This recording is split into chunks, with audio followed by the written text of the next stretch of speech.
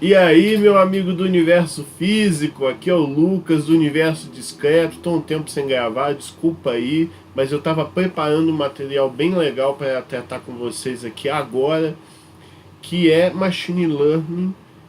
Vamos aprofundar mais nesse conceito aí e vamos falar de um modelo clássico que é a regressão logística, mas vamos por partes. Vocês já devem ter notado que eu falo muito pouco de Deep Learning. Eu pouco entro nos detalhes, nas minúcias de toda essa teoria. A gente ainda não fez nenhum código de Deep Learning. E enquanto isso a gente trabalha com modelos mais simples, como o Perceptron, que é uma rede neural composta por um único neurônio. Vocês devem estar intrigados com o motivo de eu fazer isso. Eu vou explicar por quê. Primeiro, pessoal, é que assim, é errado a gente achar que tudo deve ser resolvido com Deep Learning. Pensar dessa forma é como você pensar em matar uma formiga usando um canhão. Existem tantos modelos de aprendizado de máquina que estão aí disponíveis na literatura que já resolvem de maneira brilhante uma série de problemas. Para que a gente vai resolver tudo usando Deep Learning? Todos esses modelos mais simples, eles foram sendo estudados, aprendidos, e esse conhecimento que levou ao desenvolvimento da Deep Learning, o avanço tecnológico e tudo mais. Então é importante a gente conhecer bem os modelos mais simples antes de partir para os mais complicados. É como se a gente fosse tentar aprender função sem saber somar direito, sem subtrair direito, sem multiplicar direito. Então é bom a gente ir fazendo essa caminhada devagar. E os modelos que tem por aí, eles já resolvem problemas muito bem. Seja para um jogo de xadrez, que você já tem métodos muito bons para você criar adversários, seja adversários de jogos como Age of Empires, né, nas campanhas. Então não adianta a gente pensar que a gente tem que usar Deep Learning em tudo, pode ser muito mais complicado. Sem falar que Deep Learning tem um problema que é você lidar com muitos parâmetros livres. O que são essas coisas, né? São parâmetros que você tem que ajustar para que a sua rede neural profunda funcione bem. E a gente às vezes fica meio perdido, porque dependendo do problema, esses parâmetros mudam completamente. E muitos desses parâmetros livres, eles aparecem em outros métodos, mas em contextos muito mais simples, muito mais fáceis de entender. Então você aprende os parâmetros de modelos mais simples, e isso te dá a base para entender os modelos mais complicados. Existem muitos métodos de machine learning, como regressão logística, máquina de vetor suporte, e até redes neurais com algumas camadas, mas sem chegar ao ponto de virar deep learning. É importante você conhecer bem esses modelos antes de partir para um deep learning de fato. E assim, é importante também você entender quando você usa cada um desses métodos, que também é uma pergunta que não é tão simples assim de ser respondida. Então, talvez você já esteja se perguntando, mas Lucas, por exemplo, eu estou com esse problema aqui. Eu estou com um problema de classificar, eu tenho esse conjunto de dados aqui e eu quero saber se essa pessoa tem diabetes ou não, por exemplo. Então você pega uma base de dados com um monte de informação de saúde de pessoas com diabetes e sem diabetes. Aí, qual modelo eu posso usar para treinar, para ele saber classificar se uma nova entrada, ou seja, um novo paciente tem ou não diabetes? Prever isso. Depende muito desses dados. Você poderia usar regressão logística para isso. Você poderia usar a máquina de vetor suporte para isso, ou até redes neurais, ou até mesmo deep learning para isso. Mas quando eu uso cada um desses métodos? Muitas vezes vale até a pena você testar cada um deles e ver qual é mais rápido, qual te dá um resultado mais interessante. Mas tem algumas dicas que eu posso passar agora que te ajudam a entender melhor esse conceito. Desses métodos que eu me referi, a regressão logística, junto com o Perceptron, junto com o modelo do Perceptron, eles são os mais simples de você usar. E sendo mais simples, são os mais fáceis de entender, mas dão um resultado bom de qualquer forma. Note que a regressão logística é um método simples, mas ele te dá um resultado bom. Eu ainda vou explicar nesse vídeo o que é a regressão logística, não se preocupe. Então, já partimos do ponto que se você está iniciando em Machine Learning, é bom você conhecer e gerar resultados com a regressão logística para entender a utilidade dela. Tem até um exemplo, um aluno meu, chamado Rubens, ele fez um TCC, fez uma monografia, em que ele criou um modelo que classifica música pelo gênero. Então imagina, você pega uma música, você entrega para esse modelo e ele diz automaticamente se é rock, se é MPB, se é jazz, se é funk, e por aí vai, se é pop. Então, vocês devem estar pensando, nossa, mas que legal, que deep learning será que ele usou? E ele não usou deep learning, ele usou regressão logística, que deu um resultado razoavelmente bom. Então você consegue fazer coisas muito legais com regressão logística. Eu vou até ver se no futuro eu faço um vídeo explicando como é que você faz um classificador de músicas pelo gênero usando regressão logística. Mas vamos voltar, né, ao assunto aqui que a gente está falando. Então eu tenho um problema, por exemplo, do diabetes. E eu tenho regressão logística, máquina de vetor suporte e rede neural. Qual eu uso? Uma dica que eu te dou é a seguinte. A máquina de vetor suporte, ela costuma funcionar bem quando você tem poucos dados de entrada, mas esses dados são multidimensionais. Então, fazendo uma analogia, é como se você tentasse classificar pessoas com diabetes ou não, e sua base de dados tem poucos pacientes, vamos dizer assim, né? Então você tem poucos pacientes, mas esses pacientes você tem uma ficha muito detalhada deles, fichas bem detalhadas de pressão sanguínea, de insulina, assim, no exame de sangue você tem um monte de coisa, triglicérides, né? Vamos viajar um pouquinho, colesterol bom, colesterol ruim. Então imagina que você tem poucos pacientes com uma ficha muito grande, muito detalhada de cada um. Essa ficha muito detalhada são as múltiplas dimensões de poucos dados, que são os poucos pacientes. Nesse caso, em geral, a máquina de vetor suporte costuma funcionar bem. Eu vou fazer um vídeo explicando máquina de vetor suporte, mas aí você já começa a entender um pouquinho. Redes neurais são úteis quando você tem dados de múltiplas dimensões e quando você tem muitos pacientes. Então, muito provavelmente, à medida que a quantidade de pacientes desse hospital cresce, e essa base de dados cresce, aí fica interessante você trabalhar com rede neural. Mas você só teria certeza que a rede neural funciona melhor testando os dois métodos e verificando qual funciona melhor. O problema da rede neural é que ela é bem caixa preta. É muito difícil você saber o que levou a rede neural a tomar aquela decisão. E isso às vezes é muito perigoso. Não é meio ruim você ter um método, um modelo, e você não sabe explicar por que ele diferencia determinados pacientes com diabetes ou sem diabetes? É meio perigoso isso. Sem falar que ajustar os parâmetros da rede neural é bastante complicado. Então a rede neural é muito robusta, mas é muito difícil de mexer.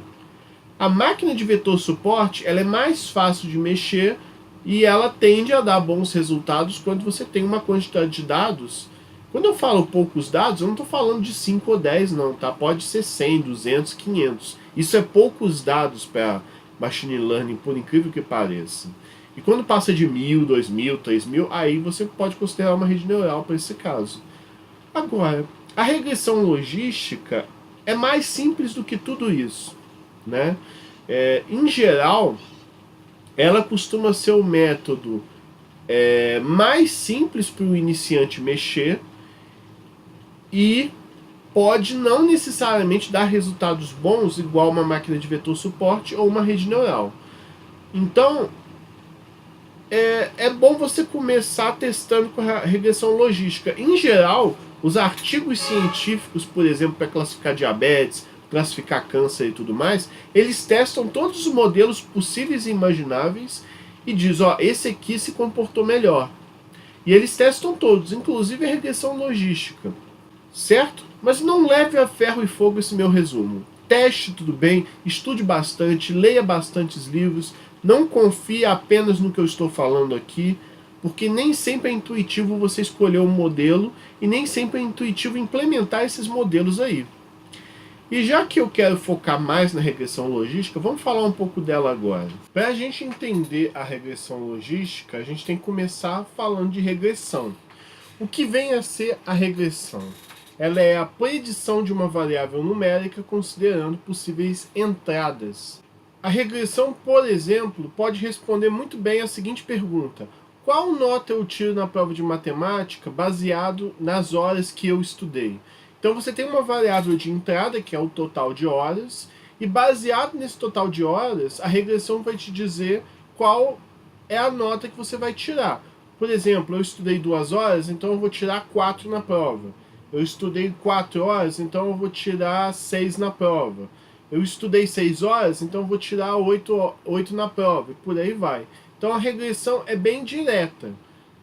Você, dado uma variável de entrada, ele te informa uma possível saída. Esse é um exemplo de regressão, e o caso de regressão mais comum que a gente conhece é a regressão linear, que você consegue descrever por meio de uma linha. Imagina um gráfico que o total de horas de estudo é X e o Y é a sua nota na prova. Ela vai ser descrita por uma linha, que pode ser uma linha mais íngreme ou uma linha bem, bem assim, 45 graus, e por aí vai. A regressão logística ela é um pouco diferente, porque a saída é a probabilidade que uma entrada tem de pertencer a uma classe qualquer, seja ela uma classe A ou B. Por exemplo, a regressão logística poderia responder a seguinte pergunta: eu sou ou não sou mutante baseado na minha altura, no meu peso, na minha velocidade média de corrida e a minha pressão sanguínea? Então, baseado nessas informações, eu sou ou não sou mutante? A regressão logística vai ter esse conjunto de variáveis. Note que cada atributo físico pode sim ser uma variável para a altura, outra para o peso, outra para a velocidade média, outra para a pressão sanguínea, e baseado nisso ele vai te dizer uma probabilidade de eu pertencer ao grupo de mutante ou a probabilidade de eu não ser mutante. E baseado nessa probabilidade você vai poder dizer se ela pertence à classe mutante ou não. Então a regressão logística é interessante, pois ela não só indica o grupo que você pertence, mas também a probabilidade que você tem de pertencer àquele grupo. Para a gente entender melhor, vamos simplificar um pouco o exemplo e vamos supor que a gente só tem a variável velocidade média. Baseado na velocidade média, vamos criar um gráfico para dizer se uma pessoa é mutante ou não. Se a pessoa corre muito rápido, certamente ela é uma mutante, como por exemplo é o Mercúrio. Ou o Usain Bolt, que também é um mutante. Então a gente tem esse gráfico aí que eu estou botando na tela. O eixo X é os metros por hora que uma pessoa corre e o Y é a chance de ser mutante. Note que o gráfico ele tem essa curvatura e você tem uma linha verde aí. Essa linha verde é o que a gente chama na literatura de aprendizado de máquina como o discriminante linear. É ele que separa um grupo de mutante do não mutante. Se alguém estiver em cima da linha ou à direita da linha, significa que a pessoa é mutante, já que ela corre ou 25 metros por hora ou mais do que 25 metros por hora, que é muita coisa para uma pessoa normal. Se eu não me engano, o Usain Bolt está exatamente em cima da linha aí, e ele já é um mutante no meu exemplo. Se uma pessoa tem 70% de chance de ser mutante, eu já classifico ela como mutante nesse meu exemplo. Abaixo disso, não mutante. Em geral, a regressão logística trabalha com o meio. Se você está acima de 50%, você já é da classe 1, classe mutante, e abaixo de 50% você é não mutante. Você pode ajustar esse gráfico aí de diferentes maneiras, dependendo do problema que você está trabalhando. Mas onde que a regressão logística entra nessa brincadeira? A regressão logística, você calcula automaticamente aquela reta verde. Aquela reta verde que eu dei é função da regressão logística calcular ela. É ela que define o discriminante linear. Então, ela encontra matematicamente o meio de separar essas duas classes aí. Então a regressão logística produz um modelo, no meu exemplo aí, para classificação binária, mas você pode estender a regressão logística para trabalhar com mais classes, 3, 4, né? No meu exemplo é só mutante ou não mutante mesmo. E geralmente a função que você usa para classificar é a função logística ou a função sigmoidal. E é daí que vem o nome de regressão logística, possuindo essa aparência aí, igual está na tela. A função da regressão logística é aquele φ de z igual a 1 dividido por 1 mais e elevado a menos z.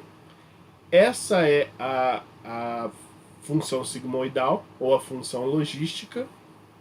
E nesse exemplo que eu estou botando na figura agora, que já é o mais comum da gente trabalhar na regressão logística, quando o φ de z é maior do que meio, note que o eixo y, você só trabalha com probabilidades que vai de 0 até 1, de 0 até 100%. E isso é muito bom. Essa é uma das vantagens, inclusive, da regressão logística. Nota que a regressão não te dá isso. A regressão te dá, por exemplo, a nota da prova. A regressão te dá a nota da prova baseado no quanto você estudou. A regressão logística pode te dar se você está aprovado ou não na disciplina de matemática e até a porcentagem que você tem de estar aprovado na disciplina de matemática. Então, geralmente, quando esse φ de z é maior do que meio, a entrada pertence à classe 1, por exemplo, a classe mutante. Caso contrário, pertence a 0, ou seja, não mutante. Note que essa função 1 dividido por 1 mais e elevado a menos z, ela só vai te dar valores entre 0 e 1. É essa função que faz com que você tenha apenas probabilidades. Você deve estar um pouco intrigado com o z. O z é uma função bastante importante. É na função z que você vai trabalhar com os atributos. Então, se você estiver criando um modelo de regressão logística para calcular se é mutante ou não mutante, é a função z que vai trabalhar com essas variáveis. A função z ela pode ser representada como z igual a w0x0 mais w1x1 mais w2x3 mais w3x3 até wmxm. Esse m é o total de variáveis que seu modelo tem. No nosso exemplo, a gente tem 4 variáveis, que é o peso, altura, velocidade média e pressão sanguínea. Então, se a gente só tem 4 variáveis, a gente vai ter um z igual a w0x0, mais w1x1, mais w2x2, mais w3x3. E para por aí, porque são só 4 variáveis. Note que essa função ela já é linear por definição. E é daí que a gente tem a regressão logística como um modelo linear. É por causa desse z. Para a gente entender, vamos pegar um exemplo. Vamos supor que a gente tem uma pessoa que tem 70 quilos, 1,80 m, ela corre 20 metros por hora e tem uma pressão sanguínea de 10. Eu esqueci a unidade da pressão sanguínea. Deixa eu olhar aqui. Unidade, pressão sanguínea. Milímetros de mercúrio. Então vamos supor que a pessoa tem 100 milímetros de mercúrio. Eu não sei se isso é muito ou pouco, já que eu não sou da área médica, mas vamos descobrir se essa pessoa é mutante ou não. Então o x0 vai ser o meu peso, o x1 vai ser a altura, o x2 vai ser a velocidade média e o x3 vai ser a pressão sanguínea. A gente vai ter que normalizar esses dados, porque eu não posso trabalhar com 70 quilos e 1,80 m, por exemplo, senão o peso vai ter muito mais importância, vai ter um módulo muito maior do que a altura vai ser desprezível no problema. Então eu vou trabalhar com os valores 7 para representar os 70 kg, o 1,80 eu deixo como está, o 2 para representar os 20 metros por hora e o 1 para representar os 100 milímetros de mercúrio. E vamos supor que os pesos W0, W1, W2 e W3 são respectivamente menos 0,1, menos 0,1, 0,4 e 0,1. Eu boto a equação aí na tela, o resultado vai ser 0,02, então o meu Z é igual a 0,02. Se eu jogar isso na função sigmoide, você vai ter o φ de 0,02, que vai ser igual a 0,504. Isso significa que a pessoa tem 50% de chance de ser mutante. E como ela está igual ou acima de 50%, eu vou classificar ela como mutante. Por pouquinho, ele classificou como mutante. Tá certo? Talvez você se pergunte, de onde eu tirei os coeficientes W? Se você respondeu que eu tirei do sovaco, parabéns, você acertou. Eu realmente tirei do sovaco. Na verdade, quem calcula aqueles Ws é o método da regressão logística, de uma maneira que lembra um pouco o que a rede neural faz, que a rede neural também calcula os Ws. Só que aqui você não tem um bias. Os Ws vão ser calculados pela regressão logística, usando um método, por exemplo, o método de Newton para isso. E baseado nos dados de entrada que você tem, você vai treinar uma base e essa base treinada vai te dar os Ws que você precisa, e uma vez definido os Ws, você vai informar as variáveis de entrada para dizer se a pessoa é ou não mutante. Tá certo, pessoal? Eu espero ter esclarecido, eu espero ter dado uma noção da regressão logística. Se alguma coisa não tiver ficado claro, coloca aí nos comentários, curta, compartilha, se inscreve no canal, sugira assuntos que eu comente aí de IA ou de outras áreas da computação. Tá certo, gente? Valeu, obrigado e até a próxima.